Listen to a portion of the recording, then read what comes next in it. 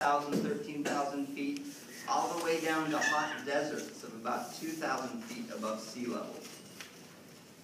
Utah is probably most famous for the red rock. Red rock, yeah.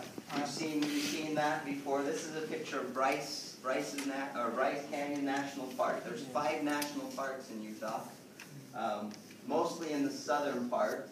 I'm from the very northern tip, right next to Idaho. This is Idaho. This is my valley that I'm from, right here. My valley is about 4,500 feet above sea level. The climate is very much like Korea without the humidity, and we get a lot more snow.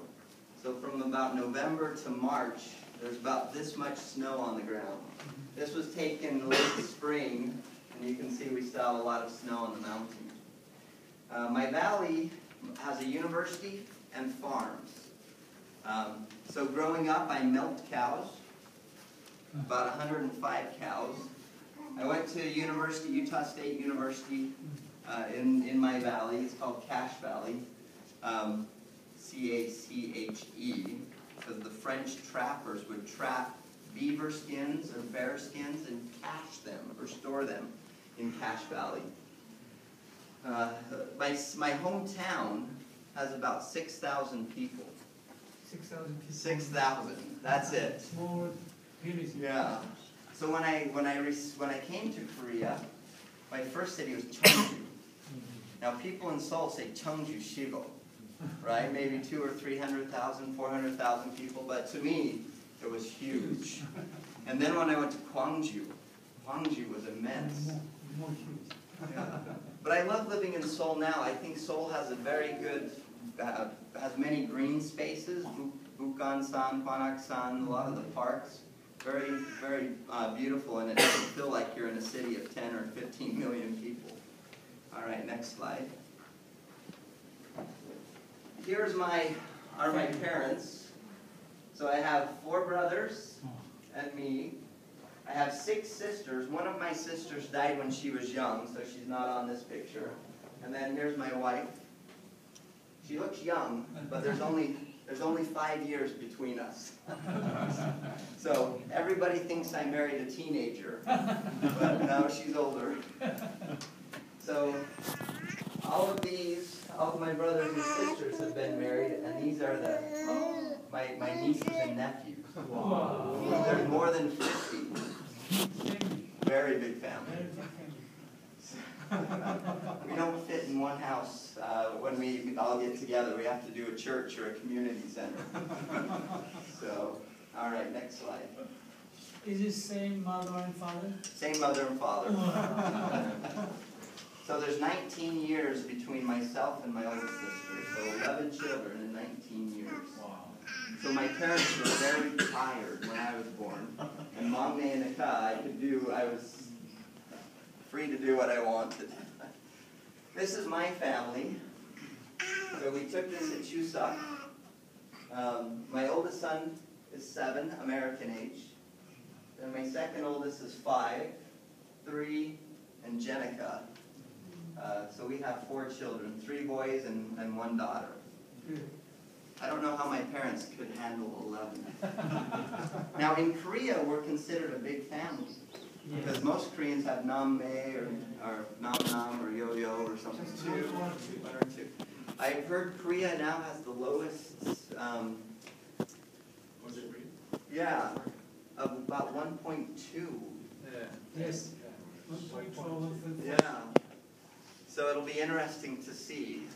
Korea is still relatively young, but as time goes on and as the society gets older, it'll be interesting to see the dynamics in Korea. Okay, next slide. All right, leadership is the topic of the day. When you think leadership, what are some words you would use to describe a leader? Example? Example, good. Other words? Servant leadership. Direction. Okay, direction, they know where they're going. Sacrifice. Decision. No. Oh, decision, they know how to make a decision. and move on. Yes. Yeah. Thoughts? Friendship. So they can build coalitions, they can be kind and friendly. So today I'm going to introduce you to the U.S. Army definition of leadership. I believe that there's other definitions of leadership. So this is only one, but hopefully by focusing on this one, you can use things from here to define your leadership. So let's hit the next. So the Army, U.S. Army defined, and I use the U.S. Army. I joined the Utah Army National Guard. I was enlisted, so not an officer, but I did become what was called a non-commissioned officer. So you are introduced to leadership, and you do lead troops. Leadership is the process of influencing, and this is on your paper, this paper here, in the top corner.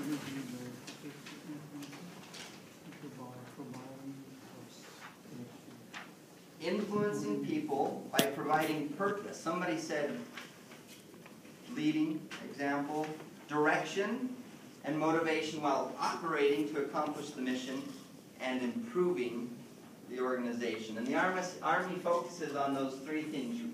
Leaders influence people. Leaders make sure things are working, things are going. And then improving the organization, whether you're improving people, you're improving processes, you have that vision, you're providing the direction. All right, next slide. Okay. So the Army simplifies leadership into three things. All right, the first thing is B, values and attributes. A leader must have certain values and attributes. Now your second handout, kind of cheating, but it lists some of the values that the Army thinks a leader should have. Let's just go, if we could, on the back row. Could you just read one at a time? Is that okay? All right, would you read that first one?